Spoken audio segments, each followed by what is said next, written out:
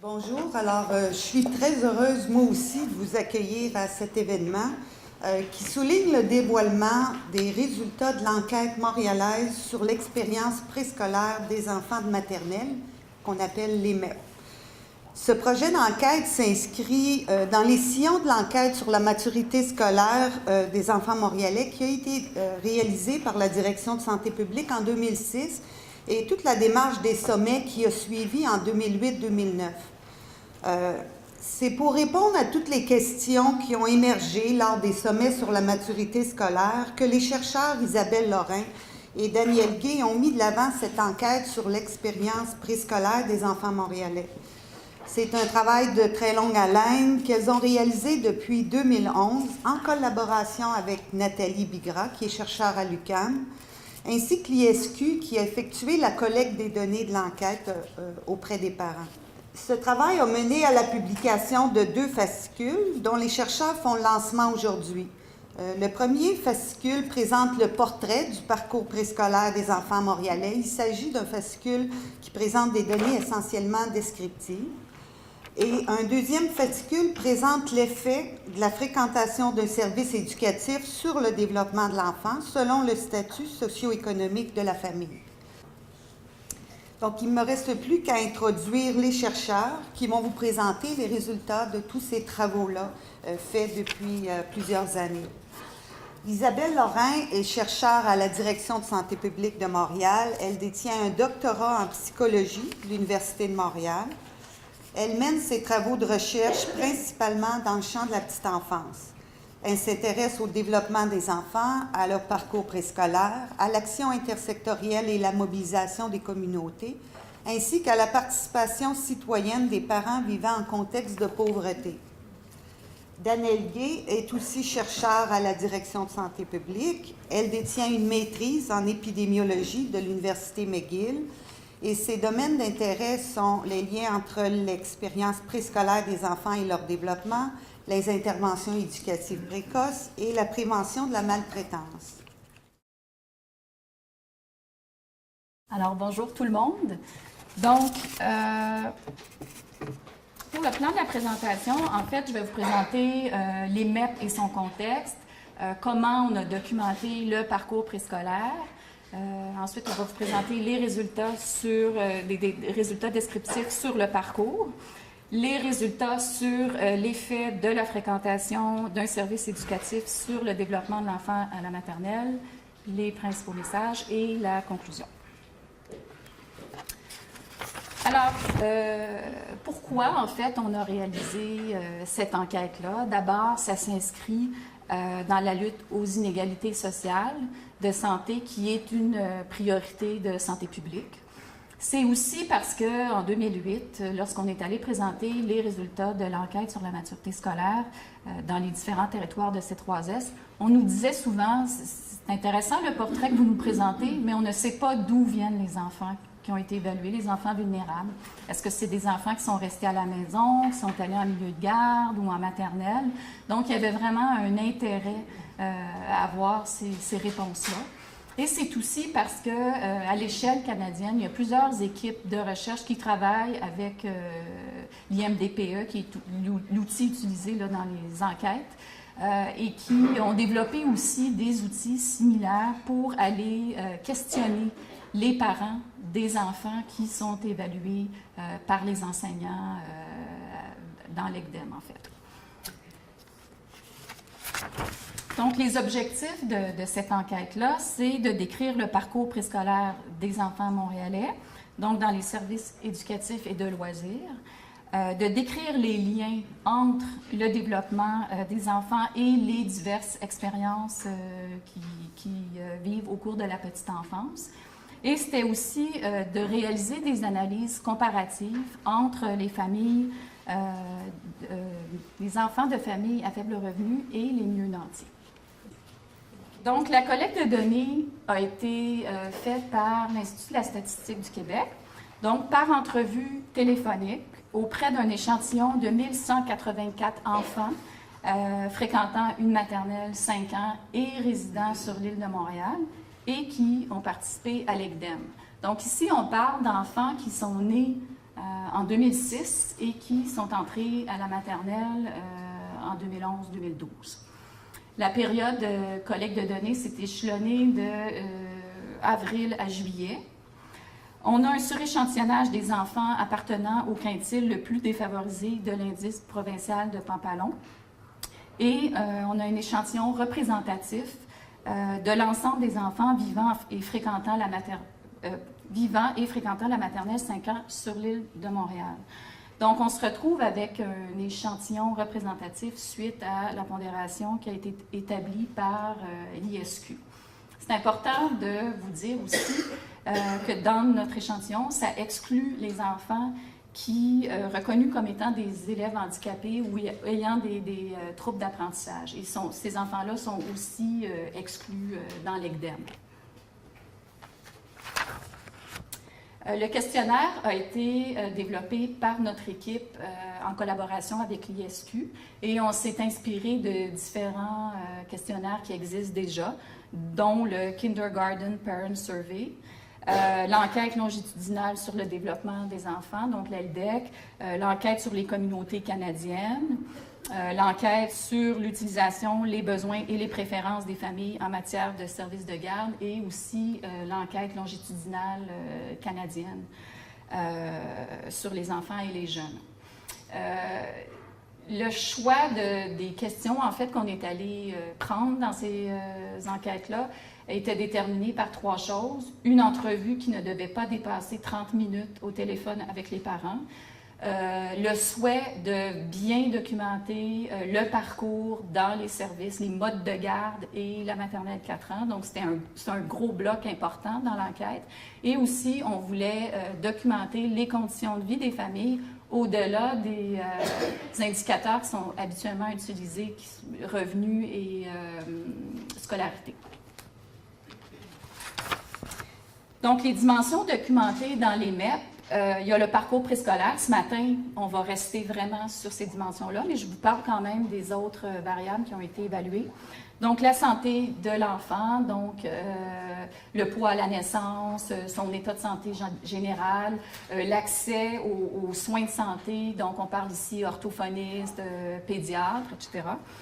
Ensuite, l'environnement familial, donc les activités que les parents font à la maison avec les enfants, les activités que les enfants font aussi à l'extérieur du milieu de garde et de la famille.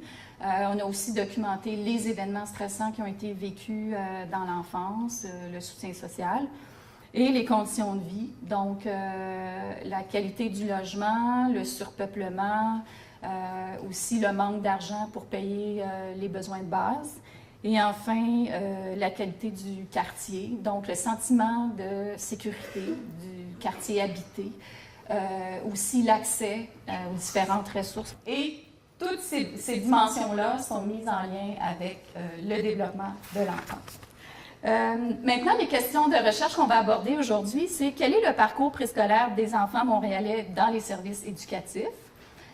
Quel est l'effet de la fréquentation d'un service éducatif au cours de la petite enfance sur le développement des enfants à la maternelle? Et est-ce que ce parcours et ses effets sur le développement sont les mêmes pour les familles à faible revenu et les familles mieux nanties? Donc, les caractéristiques des sujets de l'EMEP, donc on a 50% de filles, 22% des enfants sont nés à l'extérieur du Québec.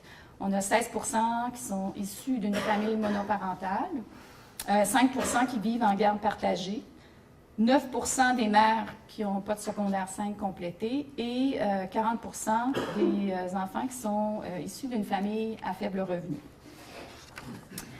Maintenant, on arrive à la partie où on vous explique comment on a documenté le parcours préscolaire. C'est important d'être bien attentif. Donc, la fréquentation des services de garde, on l'a documenté en fait pour 5 périodes. Donc, de 0 à 11 mois, 12 à 17 mois, 18 mois à 3 ans, 3 ans à 4 ans et 4 ans à la maternelle. Donc, on demandait aux parents, par exemple, de la naissance à 12 mois, quel a été le principal mode de garde que votre enfant a fréquenté. Et lorsque la question était posée pour la première fois, tous les modes de garde qui sont indiqués là étaient lus aux parents pour qu'ils puissent faire le bon choix. Donc, il n'y avait aucun service de garde au domicile de l'enfant, garde par un proche ailleurs qu'au domicile, en CPE, en garderie privée à 7 garderie privée pas à 7 milieu familial à 7 milieu familial pas à 7 et la maternelle 4 ans dans une école privée. On demandait aussi une question dans le bloc de 4 ans. Est-ce que votre enfant a fréquenté la maternelle 4 ans à demi-temps dans une école publique? Ensuite, pour chaque période d'âge, on documentait le nombre d'heures passées dans ces milieux-là. Donc, 15 heures et moins, 16 à 30 heures, 31 à 45 heures, 46 heures et plus. On a aussi documenté le nombre de milieux de garde différents qui ont été fréquentés de la naissance à l'entrée à la maternelle, les raisons pour lesquelles les enfants ne se sont jamais fait garder et aussi les raisons pour lesquelles les enfants qui sont allés dans d'autres modes de garde qu'un CPE ne sont jamais allés en CPE pendant tout le parcours. Autre diapositive, vous devez être très attentif aussi. Lorsqu'on parle, là, pour le reste de la présentation, Danielle, quand elle va nous présenter les résultats, on va parler de services éducatifs. Donc, ça inclut les CPE, les garderies privées à 7 les garderies privées pas à 7 le milieu familial à 7 et la maternelle 4 ans publique. Donc, c'est en fait les services de garde régie, la maternelle. Ça exclut la garde à domicile, la garde par un proche ailleurs qu'au domicile, le milieu familial pas à 7 et les services de garde en milieu scolaire. Cette décision-là a été prise avec un comité consultatif formé d'un représentant du ministère de la Famille, ministère de l'Éducation, une chercheure aussi de l'Université Laval et l'ISQ. J'en profite aussi pour vous dire que nos résultats ont été présentés à des représentants des ministères au mois de novembre. Je pense qu'il y a 4-5 représentants de chacun des ministères, Famille et Éducation, parce qu'on allait présenter aux Journées annuelles de santé publique et il y avait, à ce moment-là, ça brassait beaucoup au niveau médiatique en lien avec la hausse des frais de garde en CPE. Et donc, on voulait que le ministère soit au courant de nos résultats. Et d'ailleurs, il y a eu aussi un article qui a paru dans Le Devoir. Donc, on revient donc aux composantes de la fréquentation d'un service éducatif qu'on a documenté. Évidemment, on s'est appuyé sur les écrits scientifiques là, pour décider de regarder ces composantes-là. Donc, on a l'âge au début de la fréquentation, la durée de fréquentation en nombre de mois. Donc, un enfant qui est allé, par exemple, de 1 an à l'entrée à la maternelle, on considère qu'il est allé 48 mois. Le profil longitudinal des types de services éducatifs fréquentés. Donc, on sait pour chaque enfant qui est resté à domicile, est allé en milieu familial, après ça en CPE. Donc, on a tout ce détail-là. L'intensité hebdomadaire moyenne de fréquentation, donc basée sur les périodes où l'enfant fréquentait un service éducatif et pondérée selon la période considérée. Et le temps cumulatif de fréquentation qui est obtenu à partir de l'intensité hebdomadaire de fréquentation de chacune des périodes où l'enfant fréquentait un service éducatif. Donc, cette dernière chose, le temps cumulatif de présentation, ça équivaut à ce qu'on appelle un peu une dose d'exposition. Mais là, Danielle, de toute façon, va revenir là, en présentant les résultats sur ces composantes-là. Alors, il y a 2 blocs de résultats que je vais vous présenter. Un premier bloc qui est sur la description du parcours dans les services éducatifs. On s'en tient aux services éducatifs aujourd'hui. Et aussi l'effet de la fréquentation sur les services éducatifs. Et je vous rappelle, service éducatif égale service de garde régie et maternelle 4 ans. Alors, qu'en est-il du parcours des enfants dans les services éducatifs? En fait, à Montréal, c'est 86 % des enfants qui ont fréquenté un service éducatif avant leur entrée à la maternelle. Et on voit que les enfants de familles à faible revenu ont fréquenté dans une moins grande proportion que les enfants de familles bien nantis, soit 80 versus 90 %. Et quand je dis fréquenter au cours de la petite enfance, c'est qu'ils ont fréquenté au moins une de ces périodes-là. Ils n'ont peut-être pas fréquenté pendant les 5 ans, mais à un moment donné, au cours de ces périodes-là. Et ça peut être à temps plein comme à temps partiel. C'est difficile de comparer ce résultat-là à d'autres enquêtes comme l'ELDEC ou l'enquête sur l'utilisation des services de garde, parce que eux se concentraient sur les services de garde. Nous, on a la maternelle 4 ans là-dedans. Et aussi, comme dans l'enquête sur l'utilisation des services, c'était transversal, les enfants à différents âges, tandis que nous, on a plus le parcours qu'on a documenté. Mais quand même, il y a quelque chose qui ressortait de ces deux enquêtes-là, c'est que les enfants de milieu, selon l'indice de défavorisation, les enfants qui venaient de milieux défavorisés fréquentaient quand même moins les services. Maintenant, quel type de profil, on retrouve, quel type de profil de fréquentation on retrouve chez les enfants qui ont fréquenté un service éducatif? Comme on l'a indiqué tantôt, on a documenté ça pour chacune des 5 périodes. Et il y a environ une centaine de profils de fréquentation qui ont été identifiés. Bon, peut-être qu'il y avait certains profils, il y avait juste 2-3 enfants, mais on a ressorti les principaux qu'on vous présente ici et je vais les nommer. D'abord, le CPE, il y en a qui ont fréquenté exclusivement le CPE, la garderie privée à 7 $ exclusivement, garderie privée pas à 7 $ exclusivement, milieu familial à 7 $ exclusivement, la maternelle 4 ans exclusivement, d'autres ont fréquenté un service de garde éducatif ou plusieurs services de garde suivis de la maternelle 4 ans, puis d'autres ont fréquenté qu'une combinaison de services de garde. Et ça, je vois qu'il y en a qui prennent des notes, c'est bien, mais comme on vous l'a dit tout à l'heure, toutes les données qu'on vous présente aujourd'hui, vous allez les retrouver dans les 2 publications là, que vous allez recevoir, même ce genre de schéma-là aussi. On voit d'abord un premier constat que dans l'ensemble, que les profils de fréquentation varient selon la défavorisation là, des familles. Et 3 constats que je voudrais souligner.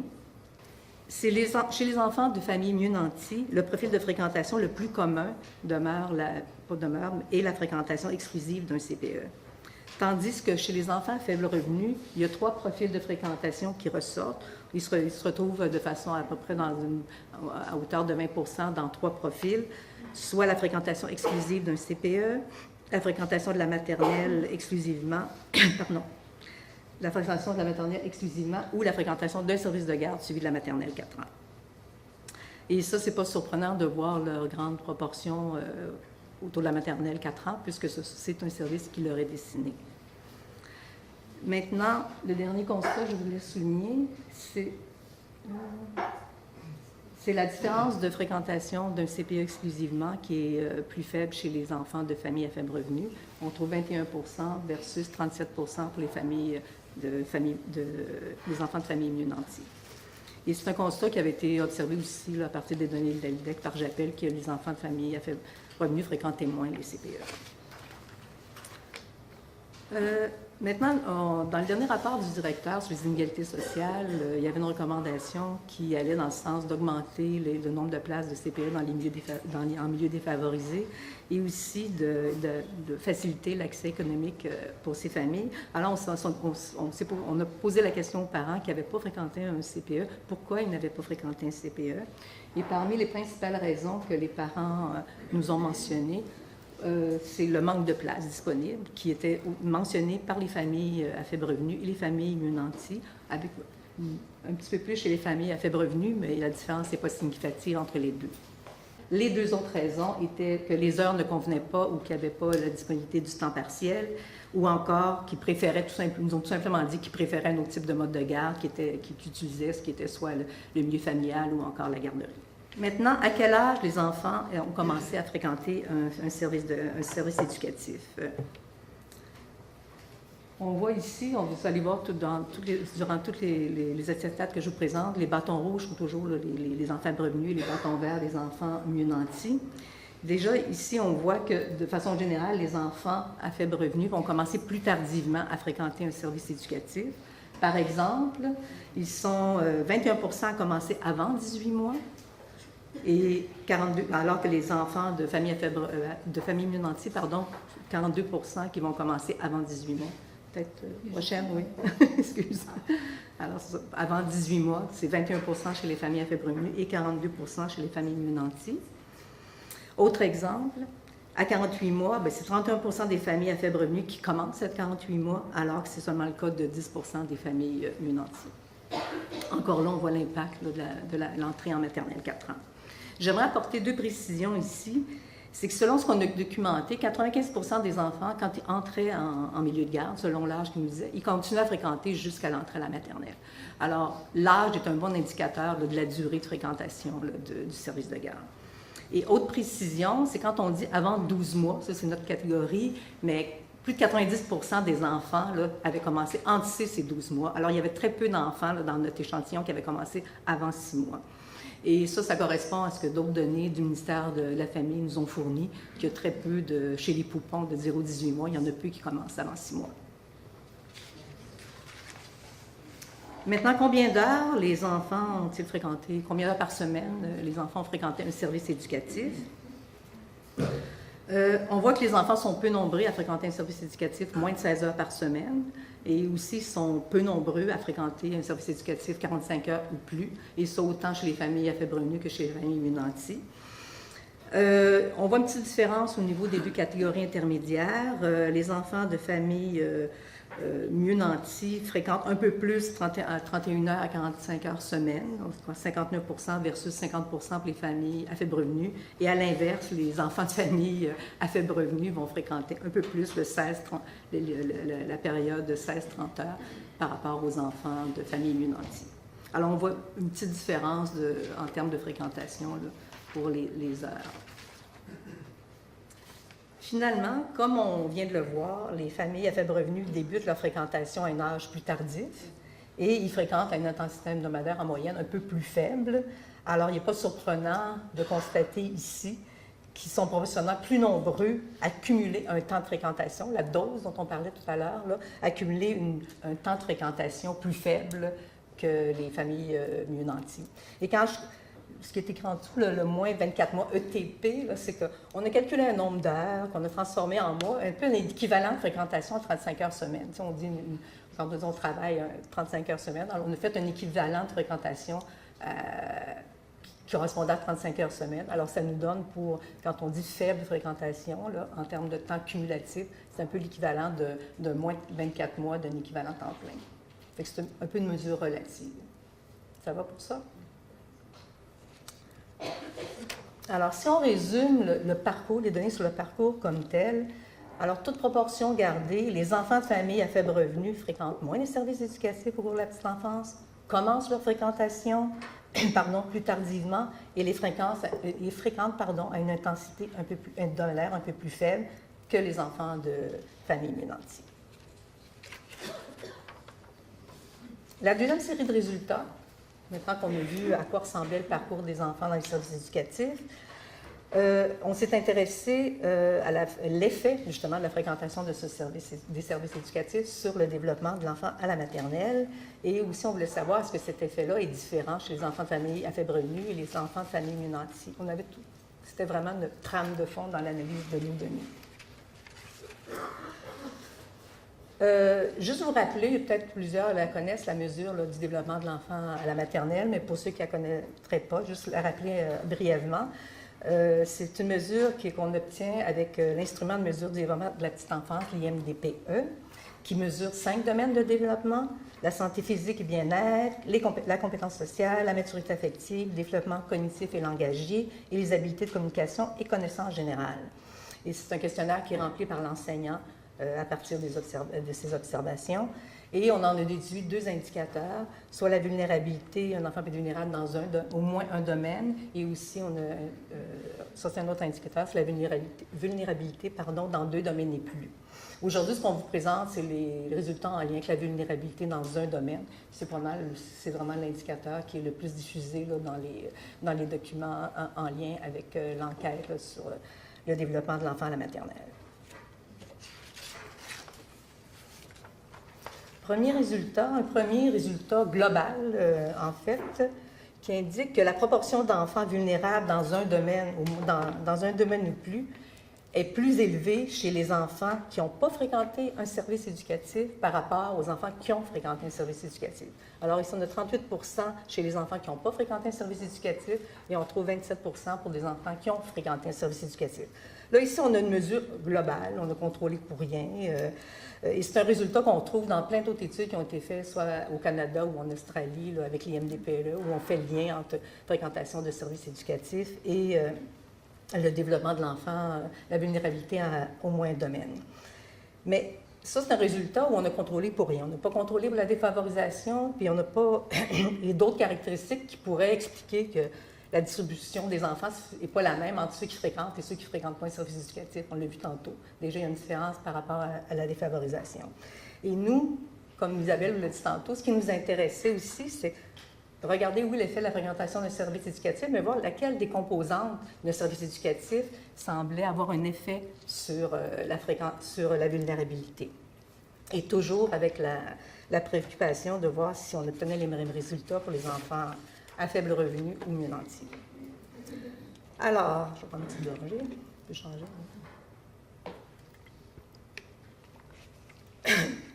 Pardon. Alors, pour répondre à cette question, on a utilisé l'approche épidémiologique avec le modèle multivarié que je vais vous présenter. Avant de le présenter, je disais qu'on a regardé d'autres modèles, on a regardé d'autres variables et tout ça. On a opérationnalisé de façon différente les différents prédicteurs qu'on voulait utiliser. Mais c'est le meilleur, après différents tests, c'est le modèle qui semblait mieux expliquer nos données. Alors, ceux qui veulent des explications plus méthodologiques pourraient venir nous voir après comment on est arrivé à ce modèle-là. Mais c'est celui qui expliquait mieux les résultats qu'on avait. Alors, le modèle, il y a d'abord l'effet sur le développement des enfants qu'on a parlé tantôt, qui est la vulnérabilité à un domaine et plus. Ça, c'est la variable dépendante. Les variables indépendantes qu'on a considérées, il y a le type de service éducatif, soit les profils qu'on a présentés tantôt. Il y avait l'âge au début de la fréquentation et l'intensité hebdomadaire de fréquentation. Ça, c'était nos variables qu'on dit indépendantes, qui étaient les composantes de la fréquentation de services éducatifs. Maintenant, on a aussi introduit ce qu'on appelle des variables de contrôle, des variables de confusion.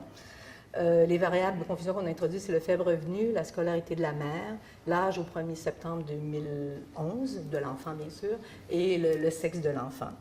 En fait, en introduisant ces variables-là, parce qu'on sait qu'il y a des variables qui peuvent jouer sur le développement de l'enfant, puis être aussi corrélées avec la fréquentation d'un service éducatif. Alors, on a testé différentes variables, et c'est les variables qui ont été finalement retenues pour intégrer dans le modèle, pour essayer d'obtenir l'effet, et je vais le mettre en guillemets, l'effet le plus pur de la fréquentation d'un service éducatif. Et aussi, on s'est imposé une contrainte, comme je l'ai dit tantôt, on voulait des résultats différents pour les faibles revenus et les enfants de familles mieux nantis. Et on a utilisé l'analyse de régression logistique pour analyser nos données. Et c'est ce qu'on va voir après. Mais avant d'arriver aux résultats de ces analyses-là, je voulais juste rappeler parce qu'on ne l'a pas mentionné, c'est que la proportion d'enfants vulnérables dans un domaine et plus, chez les enfants à faible revenu, est plus élevée que chez les enfants mieux nantis, soit 37 versus 24 %. Alors, on peut passer aux résultats de ce modèle-là. Alors, dans le fond, on va regarder ces résultats bloc par bloc. En fait, ici, ce qu'on a, c'est on présente les résultats de l'analyse de régression qui nous présente les rapports de cote dans la première colonne qu'on obtient soit pour les différents profils de fréquentation pour les enfants à faible revenu et les enfants mieux nantis. Et plus bas, on a les rapports de cote pour l'âge au début de la fréquentation et aussi l'intensité hebdomadaire de fréquentation. Et de façon générale, un rapport de cote qui est situé en bas de 1 indique que l'enfant a moins de chances d'être vulnérable, s'il correspond à cette caractéristique-là. Et l'intervalle de confiance à 95 % dans l'autre colonne nous donne, en fait, une mesure d'incertitude du rapport de cote qu'on a estimé, parce qu'on est quand même dans un échantillon. Alors, c'est une mesure de précision de notre estimation. Et habituellement, quand l'intervalle couvre 1, ça veut dire que le résultat n'est pas significatif. Alors, on va regarder ces résultats bloc par bloc, voir qu'est-ce que ça veut dire concrètement. Alors, si on regarde l'impact des profils éducatifs pour les enfants de familles à faible revenu. Alors, c'est le premier bloc de résultats. On voit d'abord que tous les rapports de cote sont inférieurs à 1. Mais il y en a un seul qui est significatif, c'est celui qui concerne les enfants qui ont fréquenté exclusivement un CPE. Alors, qu'est-ce que ça veut dire? Oui. OK.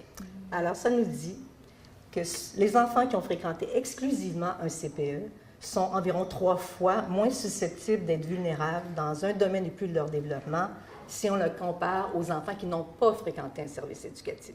Alors, la comparaison est toujours entre ces différents profils-là et la catégorie d'en bas, là, aucun service éducatif, qui est la catégorie de référence. Alors, ceux qui ont fréquenté exclusivement le CPE sont 3 fois moins susceptibles d'être vulnérables dans un domaine et plus par rapport à ceux qui n'ont pas fréquenté de service éducatif. Pour les autres types de services éducatifs, les autres composantes, aucun autre profil de fréquentation de services éducatifs. Pour cela, aucun effet a été observé pour les autres profils de fréquentation quand on les compare à le fait de ne pas fréquenter un service éducatif, pour les autres catégories plus bas. Maintenant, on a pu aussi comparer entre les différents profils. Là, tantôt, ce que je vous disais avant, c'est la comparaison d'un profil versus ne pas fréquenter un service éducatif, mais il y a aussi une autre relation significative qui est ressortie quand on comparait les profils entre eux. En fait, c'est ceux qui ont fréquenté exclusivement un CPE ont 2 fois et demi moins de chances d'être susceptibles, moins de chances d'être vulnérables, dans un domaine et plus toujours de le développement, si on les compare à leurs pairs qui ont fréquenté un autre profil de fréquentation, la deuxième catégorie. Autrement dit, si on compare CPE à la catégorie d'en dessous, qui est service de garde, régie, autre que CPE exclusivement, si on compare ces 2 catégories-là, il y a un avantage pour le CPE. Autrement dit, ceux qui ont été en CPE par rapport à ceux qui ont fréquenté un autre service de garde régie ont 2 fois moins de chances, sont 2 fois moins susceptibles de présenter une vulnérabilité à un domaine et plus. Tout ça, ça a été écrit dans les documents. C'est pas toujours évident à retenir, là, mais je pense qu'il faut retenir qu'on peut comparer à ceux qui n'ont pas fréquenté et entre eux. Ça, c'est les résultats significatifs qui sont ressortis de nos analyses. Pour le reste, il n'y a aucune autre comparaison qui était significative. Maintenant, est-ce qu'on retrouve la même chose pour les enfants issus de familles à faible revenu? Pas à faible revenu, pardon, pour les enfants de familles mieux nantis. En fait, non. Pour les enfants de familles mieux nantis, on n'observe aucun effet qui est lié à la fréquentation d'un service éducatif sur la vulnérabilité dans au moins un domaine du développement. Et cela, quel que soit le profil de fréquentation étudié. Quand on compare de fréquenter tel ou tel profil, on n'a pas, nous, observé dans notre échantillon d'effets. Et je dirais que ça rejoint, c'est ça quand on regarde la littérature en général, les effets sur la fréquentation des services éducatifs, souvent autour des effets plus grands chez les enfants mieux défavorisés que chez les enfants de familles mieux nantis. Maintenant, qu'est-ce qu'on peut dire des 2 autres composantes qu'on a étudiées dans le modèle, qui est soit l'âge du début de la fréquentation et l'intensité de fréquentation hebdomadaire? En fait, dans notre étude, dans notre échantillon, on n'observe aucun effet qui est lié à l'âge, au début de la fréquentation et à l'intensité hebdomadaire sur la vulnérabilité à un domaine et plus. Voilà. Je vais redonner la parole à Isabelle, qui va vous parler un peu des limites de l'enquête, parce qu'il y a toujours des limites dans n'importe quelle étude, et aussi les messages à retenir là, de notre étude. Donc, les principales limites de notre étude, vous vous souvenez tout à l'heure, quand je vous ai présenté les caractéristiques sociodémographiques, je vous ai dit qu'il y avait 22 % des enfants qui étaient nés à l'extérieur du Québec. Donc, pour ces enfants-là, on n'a pas leur parcours dans leur pays d'origine, donc on n'a pas pu considérer leur fréquentation dans nos analyses sur les effets. Il y a aussi la taille de notre échantillon qui constitue une limite pour étudier l'effet de certaines composantes de la fréquentation d'un service éducatif qui regroupe un petit nombre d'enfants. Il est prévu peut-être éventuellement à la reprise de l'enquête provinciale sur le développement de l'enfant de faire l'équivalent de l'EMEP au niveau provincial. Alors, ce serait vraiment intéressant parce que là, on va avoir vraiment un plus gros échantillon, sans doute des résultats différents. Et aussi, évidemment, le biais de mémoire. C'est sûr que quand on demande aux parents de la naissance à 12 mois où était leur enfant, combien d'heures, tout ça, c'est sûr qu'il peut y avoir des informations peut-être pas exactes. Là. Plus on se rapproche de la période scolaire, plus on est proche, je dirais, de la vérité. Donc ça, c'est un biais de notre étude. Maintenant, les messages à retenir. Dans la mesure où l'on reconnaît au service éducatif un rôle dans la lutte aux inégalités sociales de santé, oui, en fait, les résultats qui présentent un plus grand intérêt pour nous sont les résultats qui concernent les enfants de familles à faible revenu. Donc, la fréquentation exclusive d'un CPE exerce un effet protecteur sur le développement des enfants. Donc, ça revient à dire que, en fait, parmi l'ensemble des services de garde régis par le ministère de la Famille, ce sont les CPE qui peuvent diminuer l'effet des inégalités sociales de santé. Toutefois, parmi les enfants de familles à faible revenu, ce qu'on remarque, c'est que seulement un enfant sur 3 a eu accès à un CPE au cours de sa petite enfance. Seulement un enfant sur 5 a fréquenté exclusivement un CPE. Et quand on s'intéresse aux raisons pour lesquelles ils ne sont pas allés en CPE, c'est parce que leurs parents n'ont pas pu obtenir une place. Aussi, les enfants de familles à faible revenu qui ne fréquentent pas un CPE ne sont pas pour autant destinés à une entrée à l'école difficile. On a comme beaucoup parlé des enfants à faible revenu là, ce matin. Ça peut être facile de faire l'équation faible revenu, vulnérabilité, mais quand même, il faut se dire qu'il y a quand même 6 enfants sur 10 qui ne présentent pas de vulnérabilité dans un domaine ou plus de leur développement dans notre échantillon. Aussi, le fait d'avoir fréquenté ou non un CPE avant d'entrer à l'école n'est pas le seul facteur qui influence la trajectoire développementale de l'enfant, et c'est pour ça qu'on va poursuivre nos analyses avec les autres dimensions dont on vous a parlé tout à l'heure. Et enfin, la fréquentation d'un milieu éducatif peut avoir aussi des effets sur d'autres dimensions qu'on n'a pas évaluées, par exemple la santé, l'obésité, etc. Maintenant, en conclusion, donc, les résultats appuient la deuxième recommandation du rapport sur les inégalités sociales de santé de la DSP de 2011, qui demande d'accroître le nombre de places en CPE dans les quartiers démunis et d'augmenter leur accessibilité économique pour les familles à faible revenu.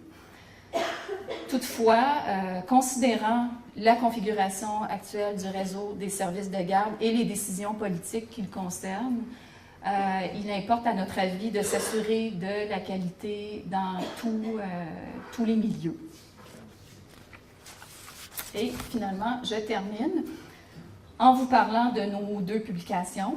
Donc, Sylvie en a parlé tout à l'heure, le portrait du parcours préscolaire des enfants montréalais. Donc, dans cette publication-là, on va vous parler des modes de garde. Là, aujourd'hui, on vous a parlé des services éducatifs, mais là, on va vous présenter aussi des résultats en lien avec la garde à domicile, les services de garde non régis aussi.